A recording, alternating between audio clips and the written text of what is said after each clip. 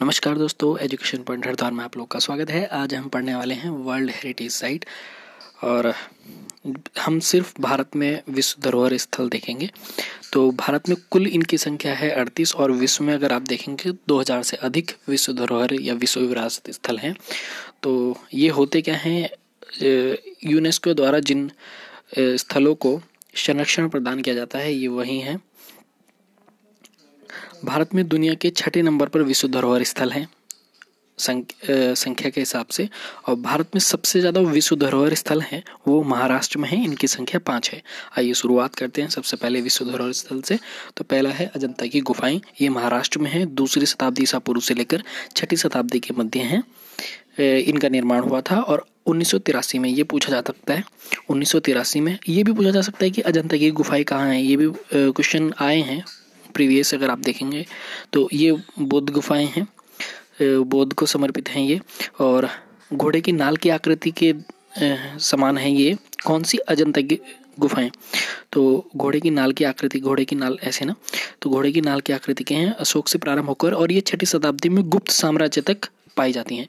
और ऐसा है कि 31 चट्टानों को काटकर ये बनाई गई हैं, ऐसा कहीं कहीं मिलता है, इनका उल्लेख है। अच्छा देखिए, एलोरा, अजंता एलोरा एक साथ नाम लिया जाता है तो क्योंकि ये एक ही स्थान पर है। तो एलोरा की जो गुफाएं हैं वो 600 से लेकर 1000 ईस्वी तक हैं। और ये 1983 में सेम जिस समय अजंता की गुफाएं को शामिल किया गया था विश्व विरासत स्थल में, विश्व धरोहर में, उसी समय इनको भी शामिल किया गया है। लेकिन इनमें अंतर अजंता से ये है कि ये बौद्ध, जैन और हिंदू तीनों धर्म के लिए है, जबकि अजंता की गुफाएं जो थी वो सिर्फ बौद्ध गुफाओं के रूप में मिलती हैं। आगे देखिए, तीसरा आगरा का लाल किला। तो देखिए, आपने दिल्ली का लाल किला सुना होगा, सेम कुछ इसी तरीके से है आगरा का लाल किला। तो आगरा का लाल किला जो है वो बलुआ पत्थर से ये बनाया गया था। अच्छा, ये कहाँ है आगरा का? आपको पता ही है, उत्तर प्रदेश में है। और 16वीं शताब्दी में इसका निर्माण हुआ था। 1983 में ही, 1983 में ही देखिए यहाँ लिखा हुआ है, 1983 में ही इसको यूनेस्को द्वारा शामिल किया गया है। और 16वीं शताब्दी से 18वीं शताब्दी के बीच इसका निर्माण हुआ है।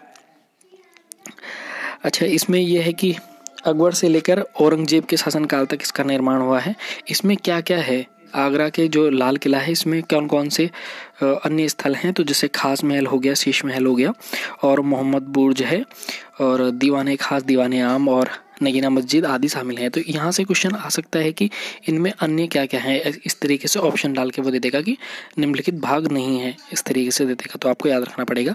आगे देखिए, ताजमहल आपको पता है आगरा में है और 17वीं शताब्दी में इसका जो है निर्माण हुआ था। 1983 में इसे विश्व धरोहर सूची में शामिल किया गया है। विश्व के 7 अजूबों में से एक है। शाहजहां ने मुमताज महल यानी कि अपनी पत्नी की याद में बनवाया था।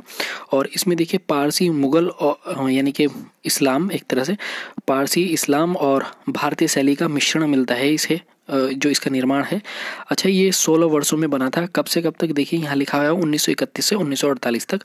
और इसके जो वास्तुकार हैं वो कौन है? उस्ताद अहमद लाहौरी। तो ये क्वेश्चन भी पेपरों में आया है, उस्ताद अहमद लाहौरी। ठीक है, चलिए देखिए आगे देखिए। तो सूर्य मंदिर, तो ये कोणार्क का सूर्य मंदिर है। ये कहाँ है? उड़ीसा में है, पुरी जिला पड़ता है वहाँ। और 13वीं शताब्दी में इसका लगभग निर्माण हुआ था। 1984 में इसको विश्व धरोहर सूची में शामिल किया गया है। और ब्लैक पैगोडा कहा जाता है यहाँ, ये बहुत इंपॉर्टेंट हो गया कि ब्लैक पैगोडा कहा जाता है। ठीक है, तो गंग वंश के एक शासक थे, उनका नाम है राजा नरसिंह, उनके द्वारा बनवाया गया था। अच्छा, इसकी शैली पूछी जाती है कि जो सूर्य मंदिर है उसकी शैली कौन सी है? तो उसकी शैली है कलिंग। ठीक है, वैसे मैंने लिखा हुआ है, आप देख रहे होंगे। तो कलिंग शैली से निर्मित है ये। और इसका मुख्य मंदिर जो है वो रथ के रूप में बना हुआ है। और ऐसा है कि उस जो रथ को है वो 7 घोड़ों द्वारा खींचा जा रहा है। तो ये कौन सा है मंदिर? कोणार्क का सूर्य मंदिर कहाँ है? पूरी उड़ीसा। कब शामिल किया गया? 1984। अच्छा, महाबलीपुरम, अगला स्मारक देख लेते हैं। महाबलीपुरम जो है ये स्मारकों का समूह है। ये कहाँ है? ये तमिलनाडु में है। और 7 से 8वीं सेंचुरी के बीच है ये। और 1984 1984 में इसको जो है शामिल किया गया था यूनेस्को द्वारा। और पल्लव राजाओं द्वारा इसको जो है इसका निर्माण हुआ था। ठीक है, तो ये पूछा जा सकता है कि किन शासकों के द्वारा महाबली पुरम मंदिर का स्मारक का निर्माण हुआ। तो ऐसे क्वेश्चन पूछा जा सकता है। अगर ये देखिए काजीरंगा, तो काजीरंगा राष्ट्रीय उद्यान जो है वो असम में है। मोस्ट इम्पोर्टेंट है, कई बार पेपरों में पूछा जा चुका है। 20वीं शताब्दी में इसका निर्माण हुआ था 1985 में इसको यूनेस्को द्वारा शामिल किया गया है। तो एक सींग वाले जो गैंडे हैं उसके लिए प्रसिद्ध है ये। तो ये क्वेश्चन कई बार पूछा जाता है कि काजीरंगा किस के लिए प्रसिद्ध है। तो बहुत इंपॉर्टेंट हो गया कि एक सींग वाले गैंडे के लिए प्रसिद्ध है। और 1905 में राष्ट्रीय उद्यान बनाया गया था इसको, और ये 2005 में जो है 100 वर्षों का हो गया। ठीक है, तो यहाँ तक का जो था ये इम्पोर्टेंट था। आगे देखिए मानस, तो मानस जो है राष्ट्रीय उद्यान है, ये कहाँ है? असम में है। मैंने कराया था याद, अगर आपने नहीं देखा है तो वीडियो देख लीजिए। 20वीं शताब्दी में इसका जो है निर्माण हुआ था और 1985 में इसको क्या किया गया कि विश्व धरोहर सूची में शामिल किया गया। यहाँ जो है पक्षियों की बहुत ज़्यादा प्रजातियाँ हैं। 1907 में ये वन संरक्षित क्षेत्र घोषित हो गया था और 1928 में इसको जीव विहार बनाया गया है। देखिए प्रोजेक्ट टाइगर के तहत 1973 में इसको शामिल किया गया। तो यहाँ से क्वेश्चन आ सकता है कि 1973 में किसको शामिल किया गया प्रोजेक्ट टाइगर के तहत? तो कौन सा हो गया? मानस। कहाँ है? असम में है। कब शामिल किया गया यूनेस्को द्वारा? 1984। तो वह प्रोजेक्ट टाइगर में कब शामिल किया गया? 1973। ठीक है। अच्छा देखिए केवलादेव राष्ट्रीय उद्यान जो है इसे घाना के नाम से जाना जाता है। यहाँ इम्पोर्टेंट है, ये पूछा जा सकता है घाना पक्षी विहार। तो ये कहाँ है? राजस्थान में है, भरतपुर में। 1982 है ये। 1982 में जो है इसको बनाया गया था और 1985 में इसका क्या हुआ कि यूनेस्को द्वारा इसको सूची में शामिल किया गया है। ऐसा बोला जाता है कि 364 प्लस यानी कि 360 से ज़्यादा तरह के यहाँ पक्षी हैं, जिनमें से 369 प्रकार की तितलियाँ हैं और 13 प्रकार के सर्प हैं, 7 प्रकार के कछुए हैं। विभिन्न प्रकार की प्रजातियाँ पाई जाती हैं, तो इसलिए प्रसिद्ध है। वैसे ये पक्षी के लिए है, तो पक्षी विहार बोला जाता है, घाना पक्षी विहार। ठीक है। तो अच्छा देखिए गोवा के चर्च और तथा कॉन्वेंट के बारे में देख लेते हैं। ये कहाँ हैं? गोवा में होंगे गोवा के चर्च। तो और 16वीं शताब्दी से लेकर 18वीं शताब्दी के मध्य हैं। ये 1986 में इनको यूनेस्को द्वारा शामिल किया गया था। बस इतना याद रखना है, पुर्तगाली द्वारा इनका निर्माण किया गया। ठीक है। अच्छा देखिए खजुराहो। अच्छा खजुराहो के देखिए ये इंपॉर्टेंट है, कहाँ है? मध्य प्रदेश में। ये पूछा जाता है अजंता, एलोरा और ये खजुराहो, हम्पी, ये बहुत सारी चीज़ें हैं। ये कई बार इस तरह के क्वेश्चन भी आए कि कहाँ हैं, ये भी आपको पता होना चाहिए। तो कहाँ है? मध्य प्रदेश में है। और 1950 से लेकर 1050 के बीच में इनका निर्माण हुआ। 1986 में 1986 में इनको क्या किया गया? यूनेस्को द्वारा विश्व धरोहर सूची में शामिल किया गया। अच्छा खजुराहो के जो हैं उनको चंदेल शासकों के द्वारा निर्माण कराया गया है। और यहाँ ये जरूर याद रखना है कि ये हिंदू और जैन धर्म से संबंधित हैं। ठीक है। तो पूछा जा सकता है कि कौन से किस रिलीजियस से ये संबंधित हैं? तो हिंदू और जैन धर्म। तो ये ऐसा है कि 85 मंदिरों में से 22 अभी भी बचे हुए हैं। ठीक है। कितने? 85। टोटल 85 थे, अब कितने हैं? 22 मंदिर अभी भी बचे हुए हैं। तो आपको याद रखना पड़ेगा कहाँ? खजुराहो। कहाँ है ये? मध्य प्रदेश। ठीक है। 1986। अच्छा देखिए हम्पी। अब हम्पी को देख लेते हैं। हम्पी कहाँ है? वेल्लारी जिला है एक, और ये कहाँ है? कर्नाटक में। ठीक है। कहाँ? 14 से 16 शताब्दी के बीच इनका निर्माण हुआ है। 1986 में ही इनको क्या किया गया था? यूनेस्को द्वारा सूची में शामिल किया गया है। ये हिंदू तथा जैन धर्म से संबंधित हैं। और विरूपाक्ष मंदिर जो है यहाँ का फेमस है। तो पूछा जा सकता है, इसलिए आपको याद रखना पड़ेगा कहाँ? हम्पी। अच्छा फतेहपुर सीकरी के बारे में देखिए। फतेहपुर सीकरी जो है वो उत्तर प्रदेश में है और 16वीं शताब्दी में इसको बसाया गया था, यानी कि निर्माण हुआ था इसका, एक तरह से स्थापना बोल सकते हैं। 1986 में 1986 में इसे यूनेस्को द्वारा विश्व विरासत सूची में शामिल किया गया है और अकबर के द्वारा इसकी स्थापना हुई थी। ये थोड़ा सा आपको समझ लेना चाहिए। देखिए फतेहपुर सीकरी के बारे में कहा जाता है कि क्योंकि मुगल काल में वंशज यानी कि वंश को बढ़ाने के लिए एक आशीर्वाद मिला था शेख सलीम चिश्ती से, ऐसा कहा जाता है। तो जिसकी वजह से जहांगीर हुए थे और उनका नाम देखिए आपने सलीम रखा था, अकबर ने सलीम रखा था, उन्हीं के आशीर्वाद से हुआ था ऐसा कहा जाता है। तो उन्हीं को सम्मान देने के लिए फतेहपुर सीकरी की स्थापना हुई थी। तो इस तरह के कुछ पॉइंट हैं, ये यहाँ मैंने लिखे हुए हैं। तो स्थापना हुई थी। और अच्छा एक चीज़ और है कि जो यहाँ फतेहपुर सीकरी है इसमें कुछ और चीज़ें हैं, जैसे कुछ अन्य स्थल हैं वो पूछे जा सकते हैं, बुलंद दरवाज़ा और पंचमहल और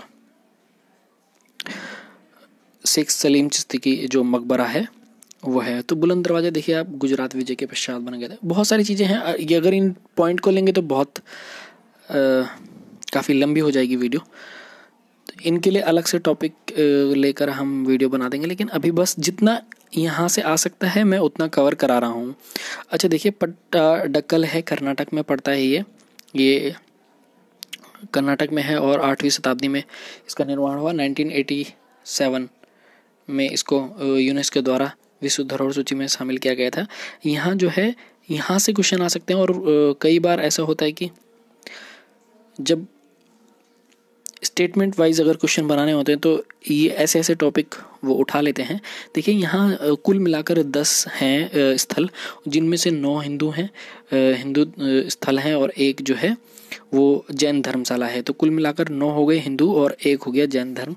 अब जिनमें से 4 मंदिर जो हैं, क्योंकि मैंने आपको बताया अभी 9 बताए मैंने मंदिर, उन जिनमें से 4 हो गए आपके नागर शैली और 4 हो गए आपके द्रविड़ शैली के, और एक जो बचा हुआ है उसका नाम है पापनाथ मंदिर। ये जो है मिश्रित शैली का है। तो पूछा जा सकता है कि पापनाथ मंदिर किस शैली का है। ठीक है, तो यहाँ से हो गया। अच्छा, यहाँ एक विरूपाक्ष मंदिर है जो जिसकी बहुत मान्यता है, और बोला जाता है कि जो विरूपाक्ष मंदिर है उसका जो निर्माण है वो विक्रमादित्य जो है, विक्रमादित्य उनकी पत्नी थी लोक महादेवी, उन्होंने अपने पति की जो विजय हुई थी कांची के पल्लव पर, उसके स्मारक के रूप में बनवाया था। तो यहाँ से जो क्वेश्चन बनेगा वो आपने कर लिया, इतना क्लियर। अच्छा देखिए, एलिफेंटा की गुफाएं, ये है 15th है हमारा, और ये कहाँ है एलिफेंटा की गुफाएं, आपको देखना पड़ेगा, महाराष्ट्र में है। क्यों एलिफेंटा नाम क्यों रखा है? क्योंकि जब अंग्रेजों ने देखा तो उस समय क्या है कि वहाँ जो थे जैसे ही आए उन्होंने देखा कि हाथी के आकार की थी वो जो गुफा, मतलब एक तरह से आकृति जो बनी हुई थी, इसलिए उन्होंने उसका नाम क्या रख दिया, एलिफेंटा की गुफाएं रख दिया। पहले इसका नाम था घारपुरी। ठीक है, तो मैंने लिखा हुआ भी है। तो इसका ही मीनिंग है गुफाओं का शहर। तो एलिफेंटा की जो गुफाएं हैं उनको बोला जाता है गुफाओं का शहर। तो आपको याद रखना पड़ेगा एलिफेंटा की गुफाएं क्या है। एलिफेंटा की गुफाएं गुफाओं का शहर के नाम से भी जाने जाते हैं। यहाँ जो है 2 समूह हैं, गुफाओं के 2 समूह हैं, जिनमें से क्या है कि ये इन गुफाओं में 2 हैं। एक जो बड़ा ग्रुप है उसमें हिंदू गुफाएं हैं, और कितनी हैं, 5 हैं। और जो छोटा वाला है उसमें कितनी हैं, 2 गुफाएं हैं। और ये जो गुफाएं हैं ये बौद्ध गुफाएं हैं। तो इसलिए किसको समर्पित हो गई दोनों? तो यहाँ हिंदू के लिए भी है और बौद्ध धर्म के लिए भी है। तो जो यहाँ है, और भगवान मैंने भी बताया ना हिंदू वाली, तो वो भगवान शिव को की प्रतिमाएं हैं, विभिन्न प्रकार की प्रतिमाएं यहाँ मिलती हैं। ठीक है, तो आगे देखिए, जैसे चोल मंदिर। तो चोल मंदिर जो है यहाँ देख लीजिए, ग्रेट चोलाज टेम्पल, ये 3 स्थान पर हैं तो तमिलनाडु में, लेकिन 3 स्थान पर हैं। एक है वृद्धेश्वर गंगईकोंड चोलपुरम है, और दूसरा ऐरावतेश्वर, और तीसरा है वृद्धेश्वर मंदिर तंजावुर। ठीक है, दूसरा है दारासुरम, और तीसरा ये जो फर्स्ट है गंगईकोंड चोलपुरम। ठीक है, तो ये जगह के नाम है। और कहाँ है ये, किस स्टेट में है? तमिलनाडु में है। अच्छा, ये 11वीं और 12वीं शताब्दी के बीच बने हुए हैं, इनका निर्माण हुआ 11वीं और शताब्दी में। अच्छा, 1987 में इनको अलग अलग है। देखिए, अब जैसे वृद्धेश्वर जो मंदिर है, और ये क्या कहते हैं आपके वृद्धेश्वर मंदिर जो तंजावुर वाला है, गंगईकोंड चोलपुरम जो है, वो इनको तो पहले शामिल कर लिया कहते हैं 1987 में, लेकिन 2004 में ऐरावतेश्वर जो मंदिर है उसको भी इस सूची में शामिल किया गया, और तीनों स्थलों को एक मान के एक जगह सूची में रखा गया है। और ऐसा कहा जाता है कि गंगईकोंड चोलपुरम जो मंदिर हैं उनका जो निर्माण कराया था राजेंद्र प्रथम ने कराया था। किसने कराया था? राजेंद्र प्रथम। तो यहाँ से क्वेश्चन कई बार आया है कि गंगईकोंड चोलपुरम का जो निर्माण है किसने कराया है? राजेंद्र प्रथम ने कराया था। ठीक है, तो आगे देखिए, सुंदरवन। आपको पता है सुंदरवन राष्ट्रीय उद्यान, ये तो लगभग सब कुछ है, राष्ट्रीय उद्यान और ये सब रिजर्व वगैरह सब कुछ ही है यहाँ। तो ये पश्चिम बंगाल में है। और देखिए 1939 और 1982 हैं, अलग अलग ईयर दे रखे हैं। 1987 में जो है इसको यूनेस्को सूची में शामिल किया गया था, और विश्व का सबसे बड़ा डेल्टा बनाती हैं। और कौन सी 3 नदियाँ हैं जो बाद में, जैसे मेघना बाद में हो जाती है, गंगा और ब्रह्मपुत्र, है ना। तो यहाँ से आपको थोड़ा सा क्लियर हो जाएगा। नंदा देवी तथा फूलों की घाटी ये हैं। तो देखिए ये उत्तराखंड में है और बहुत फेमस है। 1988 और ये देखिए जो 2 ईयर दिए गए हैं यहाँ, वो इस वजह से हैं कि क्योंकि जैसे 1988 लिखा हुआ है तो वो है नंदा देवी, जो क्योंकि राष्ट्रीय उद्यान और यहाँ वन्यजीव विहार था, वन आरक्षित क्षेत्र है। तो 1988 में पहले इसको शामिल किया गया, लेकिन 1905 में जो है वो फूलों की घाटी को विश्व धरोहर सूची में शामिल किया गया, लेकिन एक ही जगह होने के कारण इन दोनों को एक ही सूची मान लिया गया, मतलब एक ही स्थल मान लिया गया। तो इस वजह से ये दोनों ईयर दे रखे हैं। और ये पश्चिमी हिमालय में है, जास्कर और ग्रेट हिमालय की ट्रांजिशन जोन है। ठीक है, क्या कि जास्कर और ग्रेट हिमालय के बीच की ट्रांजिशन जोन है। कौन? नंदा देवी तथा फूलों की घाटी। ठीक है, सांची के बौद्ध स्तूप, तो ये कहाँ है? ये रायसेन मध्य प्रदेश में है। ठीक है, और 3री शताब्दी ईसा पूर्व से 12वीं शताब्दी ईसा पूर्व तक ये संबंधित हैं। 1989 में और इनको शामिल किया गया। बुद्ध स्तूप का निर्माण अशोक ने करवाया था, और कब कराया था? 23वीं शताब्दी से पूर्व। तो ये कई बार आया है, पुराने पेपरों में आता रहता था। अच्छा देखिए, 20वां हुमायूं का मकबरा है ना, टॉम, तो ये दिल्ली में है और कब हुआ? 1569-70 के बीच बनाई है। 1993 में इसको यूनेस्को द्वारा शामिल किया गया है। ये किस ने निर्माण करवाया था इसका? हुमायूं की जो विधवा बेगम है, हाजी बेगम ने बनाया था इसे। और कौन थे इसके वास्तुकार, ये कभी पूछा जा सकता है। तो मिर्जा गियाथ बेग है ना, मिर्जा गियाथ। तो आपको थोड़ा सा याद रखना पड़ेगा। बाकी का जो पार्ट है मैं पार्ट 2 में बनाऊँ, क्योंकि वीडियो काफ़ी लंबी हो जाएगी। वीडियो देखने के लिए धन्यवाद।